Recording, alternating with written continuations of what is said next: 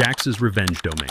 73 missed calls. That's what my phone showed when I finally picked it up Saturday morning. Most of them from Brandon, my manager. A few from project leads. 3 from executives at Atlas Freight, the client that brings in nearly half our division's revenue.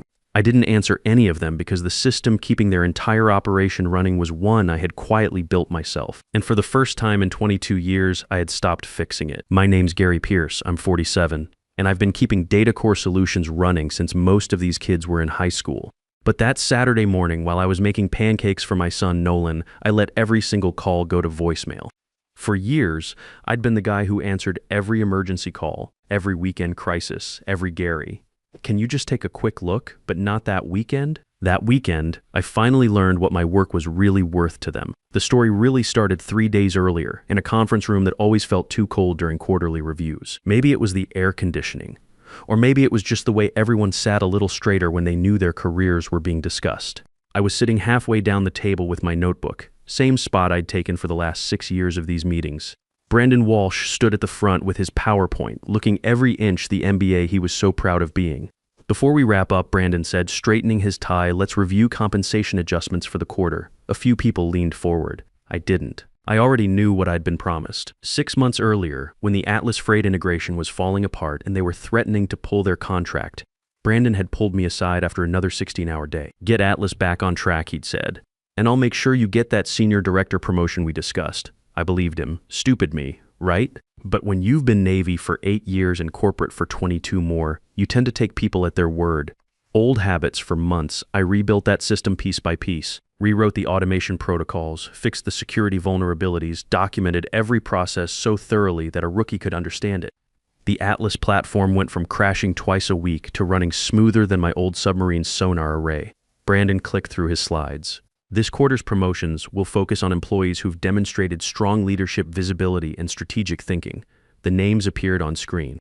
Mine wasn't there, but there was Wesley Murphy, a project manager I'd personally trained last year. There was Sarah Kim from marketing, who'd been here 18 months. And there was Brandon's new hire, some kid fresh out of MIT who spent more time in meetings than actually working. I closed my notebook. No reaction, no questions. Just stood up and walked out. But somewhere between the elevator and my car, something shifted in my head. For the first time in decades, I realized something important. The system I'd spent months rebuilding wasn't really my responsibility. I'd just been the only person willing to fix it. See, here's what nobody understood about me at Data Core. On paper, I was senior systems engineer. Sounded technical but ordinary.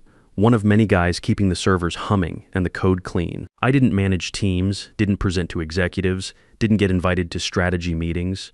My name rarely appeared in company newsletters. But inside our department, people knew something management didn't. When something complicated broke, when the Atlas system threw errors that made no sense, when automation scripts failed in ways that shouldn't be possible, I was the guy who figured it out. The Atlas project had nearly killed our department when it first arrived. Sales had promised features we couldn't deliver on timelines that made no sense. Orders routed to wrong warehouses, delivery schedules duplicating themselves, integration APIs failing every few hours. Clients were furious, managers were panicking, and Brandon was in meetings all day trying to explain problems he didn't understand. I stepped in quiet like.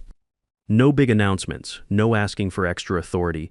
Just started mapping the whole mess from scratch. Rebuilding automation rules, fixing broken workflows, stabilizing the system piece by piece. Took me 4 months working nights and weekends, but eventually the chaos stopped.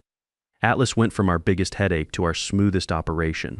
Brandon's perspective was simple. Problems disappeared, clients got happy, late-night emergency calls stopped coming. The system looked stable. What he didn't realize was that stability had a name, and it was mine. Most invisible infrastructure is only noticed when it breaks. After the meeting, I walked straight to Brandon's office. Corner suite, floor-to-ceiling windows, desk that probably cost more than my monthly car payment. He was already typing an email when I knocked. "Got a minute?" I asked. He waved me in without looking up. "Sure thing, Gary." I waited while he finished typing, the sound of his keyboard clicking away like he was composing something more important than my career. "Wanted to ask about that promotion we discussed." I said, "Finally." Brandon paused, leaned back in his chair. "Right? The senior director thing?" I nodded. He sighed, like I was asking him to explain basic math. "Here's the reality, Gary. You do excellent technical work. Everyone agrees on that," but he trailed off, turning back to his monitor, "but you're too valuable where you are. People like you are hard to replace. He said it like a compliment. The company depends on strong technical contributors. Technical contributors, not leadership, not strategic thinking, technical contributors. I understood immediately. Promoting me would mean losing the one person who quietly solved every operational crisis before it reached management. Why fix what wasn't broken? I see, I said. Brandon had already turned back to his screen. We'll revisit compensation later in the year. I stood up. Thanks for clarifying. He gave me a quick nod, barely acknowledging I was still there. I walked out of his office and closed the door behind me. No argument, no raised voice, just the quiet realization that some promises are never meant to be kept. Traffic was heavy heading home that evening. Long line of red lights stretching across the highway while I sat in my truck thinking. Normally, the drive home was when I'd start planning for the next crisis. Some system glitch waiting on my laptop, some integration failure nobody else quite understood. That night was different. Brandon's words kept playing in my head. You're too valuable where you are. I rested my hands on the steering wheel, watching brake lights crawl forward. At first, I thought I'd be angry. 6 months of nights and weekends, all tied to a promise that apparently meant nothing, but anger never came. Instead, something else settled in my chest. Clarity. Brandon hadn't meant to insult me. He'd just described exactly how the company saw me. Not as leadership material, as the quiet engineer who made problems disappear before management noticed them. When I pulled into my driveway, Nolan was waiting at the kitchen table with his homework spread out. Kid's 16 now, taller than me, and probably smarter too. You're home early, he said, looking up from his algebra. For once I replied. That night, while Nolan explained a calculus problem I definitely couldn't solve, I made two simple decisions. First, I was done working nights and weekends for promises that wouldn't be kept. Second, I was going to stop performing all those little fixes I did every day without being asked. No confrontation, no dramatic resignation, just boundaries. Next morning, I walked into Data Core at exactly 9 a.m. For the first time in years, I started work at the time written in my contract. And for the first time in years, the system would have to run without me holding it together every moment. The first crack was small. Tuesday morning, an automation script stopped updating delivery schedules for several Atlas routes. Normally refreshed every 15 minutes, keeping shipment timelines current as new orders hit the system. By 10 a.m., the updates had stopped. Wes Murphy appeared at my desk with his laptop, looking like someone presenting a minor emergency. Hey Gary, the Atlas scheduling script isn't updating again. Can you take a quick look? I glanced at his screen, saw the problem immediately. Simple data feed change that shifted one field overnight. Normally took me 10 minutes to fix. That script belongs to the infrastructure team. I said, opening our ticket system. Wes blinked. Yeah, but you usually handle it. They maintain the automation framework, I said, forwarding the issue. Wes stared at the ticket notification. Oh, right. He walked away looking confused. By afternoon, another issue surfaced. Freight estimates started generating wrong numbers for several shipments. I noticed it in my routine reports, knew exactly what caused it. Normally, I'd have fixed it before anyone else saw the problem. This time, I just closed the report. Across the office, analysts were gathering around monitors, whispering about strange numbers on their dashboards. For the first time since I joined DataCore, the department was running exactly like the org chart said it should. No invisible corrections, no quiet fixes. Small cracks were spreading through the foundation. Wednesday brought more problems. An integration API started timing out randomly, causing shipment delays that rippled through Atlas's entire logistics network. I watched the error logs pile up while drinking my morning coffee. The fix was straightforward, a configuration setting that had drifted over time. 5 minutes of work, tops. I finished my coffee and started my regular tasks instead. By lunch, 3 different people had stopped by my desk asking about various system issues. Each time I politely directed them to the appropriate team or ticket system. Their confusion was almost funny. For years, Gary Pierce had been the unofficial fix-everything guy. Now Gary Pierce was following the actual job description. Thursday morning, I arrived to find Brandon's assistant waiting by my desk. Brandon needs to see you right away, she said. His office felt different this time. Brandon was standing by the window instead of sitting behind his desk, and his usual confident demeanor had developed some cracks. Gary, we need to talk about these system issues. I sat down in the chair across from his desk. What issues? He turned around holding a printed email. Atlas is reporting multiple problems with their integration. Delayed shipments, incorrect routing, data synchronization failures. I nodded. Sounds like infrastructure problems, right? But he paused, clearly struggling with something. The infrastructure team says these issues fall outside their normal maintenance scope. Have they submitted tickets for specialized support? Brandon's jaw tightened slightly. Gary, you know exactly what's going wrong with these systems. I adjusted my old Navy ring, a habit I'd never quite broken. I know the systems I designed are documented in the shared drive. Everything's properly recorded for the support teams, but you built most of these integrations. You understand them better than anyone. That's why I documented everything so thoroughly. The silence stretched between us. Brandon was realizing something he'd never had to face before. The difference between having systems that worked and understanding why they worked. Atlas is threatening to escalate, he said finally. To who?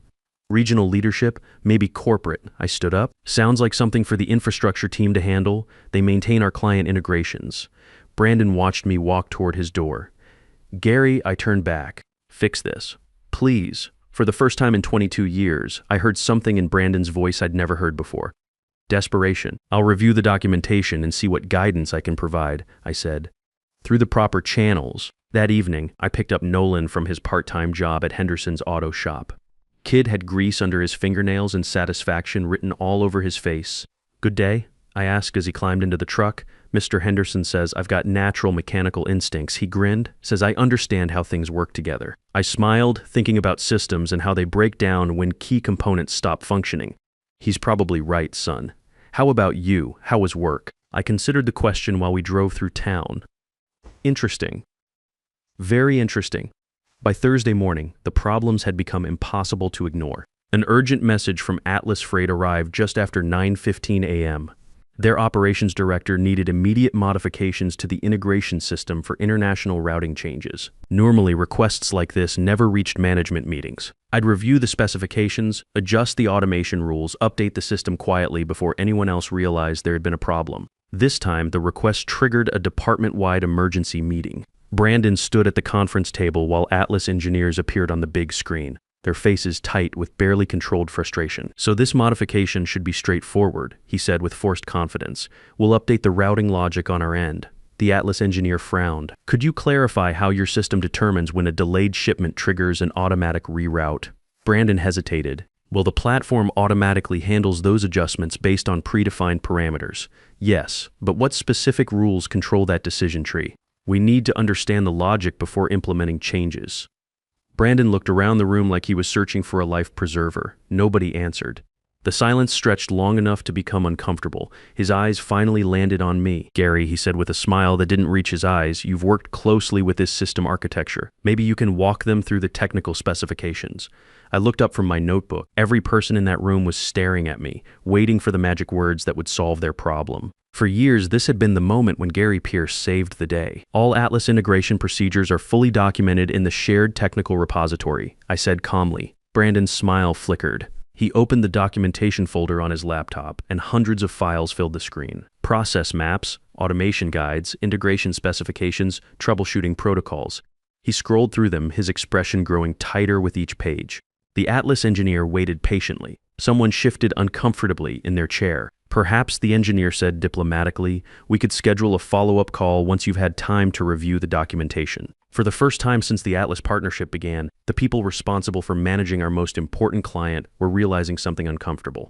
The system worked beautifully, but only one person in that room actually understood how all the pieces fit together. At exactly 500 that evening, I shut down my computer and packed my laptop into my bag. The office buzzed with urgent activity, people clustered around conference rooms, typing frantically at keyboards, having hushed conversations by the coffee machine. Wes looked up from his desk as I stood to leave, heading out already. End of workday, I said simply. He hesitated, clearly expecting me to offer help with whatever crisis was consuming everyone else's evening. When I didn't, he just nodded and turned back to his screen. I walked past the glass conference room where Brandon was still on a video call with Atlas leadership, his voice strained and careful. The elevator doors closed behind me with their familiar soft chime. My phone started buzzing before I reached the parking garage.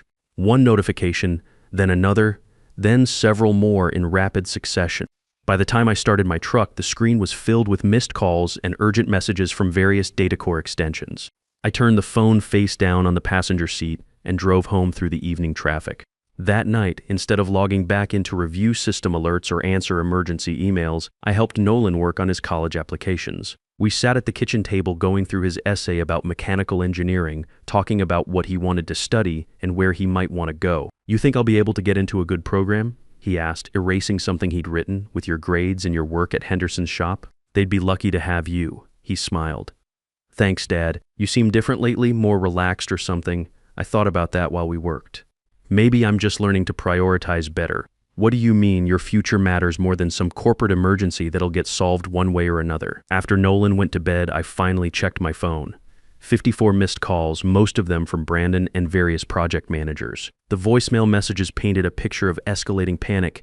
Gary, call me immediately. Atlas is threatening to suspend integration testing. The routing system is generating completely incorrect data paths. We need you to walk the infrastructure team through the troubleshooting protocols. One message from Brandon was only 6 seconds long. Gary, please call me back. I set the phone on the kitchen counter and made myself a sandwich. For the first time in decades, someone else's emergency wasn't automatically my emergency. Friday morning brought a different atmosphere to Data Core. The building felt electric with tension, but not the productive kind. People moved quickly between meetings. Conversations happened in whispers, and I noticed several managers who normally looked confident now appeared frayed around the edges. I arrived at exactly 9 a.m. and found my desk covered with yellow sticky notes. Request us to call various extensions, urgent messages about system issues, pleas for just a quick consultation on problems that were apparently stumping entire teams. I gathered all the sticky notes, walked to the nearest trash can, and threw them away. Then I sat down and began my regular morning routine of reviewing system reports and checking email through official channels. Around 10:30, Brandon's assistant appeared beside my desk again. Gary, Brandon needs to see you. It's urgent. I saved my work and followed her to his office. This time, Brandon wasn't alone. Judith Stone, our regional director, sat in one of the chairs across from his desk. She was a woman in her mid-50s with silver hair and the kind of steady gaze that comes from making difficult decisions for a living. Gary, Brandon said as I entered, thanks for coming up. I believe you know Judith. I nodded. Miss Stone? Please call me Judy, she said, gesturing to the empty chair beside her. I understand you've been instrumental in maintaining our Atlas freight integration. I've contributed to its development and documentation, I said carefully. Brandon leaned forward. Gary, we need your help. Atlas is threatening to terminate their contract if we can't resolve these technical issues immediately. I looked at both of them. Have the infrastructure and integration teams been unable to utilize the documentation I've provided? Judy spoke up. From what I understand, the documentation is quite comprehensive, perhaps too comprehensive. The teams are having difficulty identifying which specific procedures apply to the current problems. I see, I said, adjusting my Navy ring. In that case, I'd recommend scheduling training sessions for the technical teams. Proper knowledge transfer takes time. Brandon's voice rose slightly. We don't have time. Atlas wants answers today. Then perhaps, I said quietly, the company should have invested in proper technical training and redundancy planning before now. The room went very quiet. Judy studied me with renewed interest, like she was seeing me clearly for the first time. Gary, Brandon said, his voice tight. We need you to fix this situation. Right now, every person in the room turned to look at me. I nodded once, slowly. Of course, I said calmly. Then I added, almost gently, but I thought others were more deserving of leadership opportunities. The sentence landed like a dropped glass. Nobody spoke. Brandon's jaw tightened visibly. Judy leaned back in her chair, studying me with the kind of quiet interest that comes from watching puzzle pieces finally click into place. I reached into my laptop bag and pulled out a white envelope. The paper made a soft sound as I placed it carefully on the conference table between Brandon and Judy. Brandon frowned. What's that? I slid the envelope toward Judy, my 2 weeks' notice. Several people around the table straightened in their chairs. Brandon reacted like I'd announced the building was on fire. You're resigning? His voice pitched higher. Right now in the middle of this crisis? My expression didn't change. I submitted it this morning through HR channels. Brandon stared at me. You can't leave. Not with Atlas threatening to pull their contract. I folded my hands on the table. TechFlow Industries contacted me last week. They're offering a chief technology officer position overseeing infrastructure operations for defense contractors. A few people exchanged uneasy glances. The mention of defense work carried weight in our industry. Serious money, serious responsibility, serious respect. Brandon's frustration shifted into something closer to panic. Gary, he said more carefully, this isn't the time for emotional decisions. I met his eyes directly. This isn't emotional, it's strategic. Judy had been reading my resignation letter while we talked. 2 paragraphs, professional, direct, dated that morning. She folded it back into the envelope and closed it quietly. Would you mind stepping into my office for a moment, she asked. Brandon leaned forward urgently. Judy, we need him to. Judy raised one hand. The room went silent immediately. Gary, please. I followed her out of the conference room, leaving behind a table full of people who were finally understanding the difference between having systems that worked and knowing why they worked. Judy's office had floor-to-ceiling windows overlooking the city, much quieter than the tense room we'd just left. She closed the door and gestured to the chair across from her desk. "Please sit." I took the seat and waited while she walked to her desk. For a moment she remained standing, like she was reassessing something she thought she already understood. "What would it take for you to stay?" she asked directly. I didn't answer right away. For months, leaving DataCore had felt like my only option. Now, sitting in the regional director's office with her full attention, the situation felt different. "I'm not interested in revenge," I said finally. She nodded. "Then what are you interested in?" I leaned forward slightly. "Authority to build systems the right way, not just maintain them." She waited for me to continue. "For years, I've been maintaining processes I never had authority to improve," I said. "They work, but they're fragile. Band-aids on top of band-aids. I want the ability to fix the fundamental architecture, not just patch problems when they break." Judy walked around to her desk and opened a folder. Inside was a document she'd apparently prepared before our meeting. She turned it toward me. "Chief Technology Officer," I read quietly. "You'd report directly to executive leadership," she said. Then she pointed to a specific line on the page, 65% salary increase, plus equity participation. I looked up, surprised despite myself, and full authority to redesign operational infrastructure across all divisions. She continued, "Your own team, your own budget, your own priorities." The room stayed quiet while I absorbed what she was offering. This wasn't just a promotion, it was a complete restructuring of how DataCore handled technical operations. "It's a serious offer," I said finally. Judy nodded. "It's also long overdue." I thought about the document, about Nolan's college plans, about the years I'd spent fixing other people's poor decisions. "I'd like the weekend to think about it." "That's fair. But Gary," she leaned forward, "don't take too long. We need someone who understands how to build things that last." Monday morning, I walked into Judy's office with my decision. "I'll accept," I said, "but I have 3 conditions." She gestured for me to continue. "First, I want to build a proper infrastructure team. 5 people to start, with authority to hire more as needed. People who understand operations, not just theoretical frameworks." Approved. "Second, the company needs a clear advancement path for technical contributors. There are people here carrying entire systems on their shoulders, but nobody sees them because we don't measure what they actually do." Judy considered that. "Elaborate." "Merit-based promotion tracks that don't require people to abandon what they're good at just to get recognition. Technical leadership roles with real authority." She nodded. "We can build that." "Third," I said, "I want Brandon to report to me on all technical initiatives." Judy raised an eyebrow. "That's a significant organizational change. He's a capable administrator," I said, "but technical decisions need to be made by people who understand the consequences." She was quiet for a moment, then smiled slightly. "Done." Over the next 8 months, changes spread through DataCore like ripples in still water. I assembled a team by pulling talent from places leadership had never bothered to look. A support analyst who understood automation better than most senior developers, a process specialist who'd been buried in administrative work for years, a network engineer who'd been troubleshooting problems nobody else could solve. Together, we rebuilt DataCore's infrastructure from the ground up.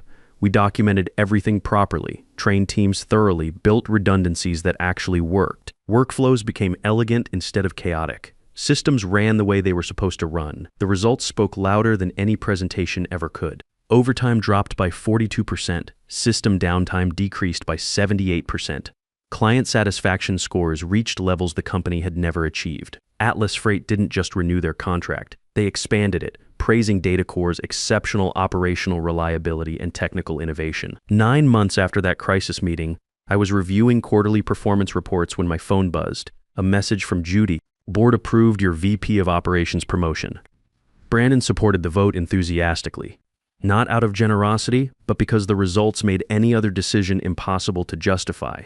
That evening, I picked up Nolan from Henderson's auto shop. He had grease under his fingernails and satisfaction written across his face. "Mr. Henderson offered me a full-time position after graduation," he said as we drove home. "Says I could run my own bay within a couple years." "That's great, son. You earned it." "How was your day?" I thought about systems that worked, people who built them, and the difference between being valuable and being valued. "Pretty good," I said, adjusting my old Navy ring. Pretty good. The 10% raise I'd originally wanted would have changed very little. But the authority to rebuild how things actually worked, that changed everything for dozens of people. Sometimes the strongest response to being underestimated isn't anger or bitterness. It's making your worth so obvious that ignoring it becomes impossible. Look, if you're reading this and you recognize yourself in my story, here's what I learned. Your expertise has value, but only if you're willing to defend it. Companies will use your dedication against you if you let them. They'll promise promotions they don't intend to deliver, pile on responsibilities without compensation, and take your loyalty for granted until the day you stop providing it for free. The system only changes when the people who hold it together decide they deserve better. Don't wait for permission to know your worth. Make them prove they deserve your talent.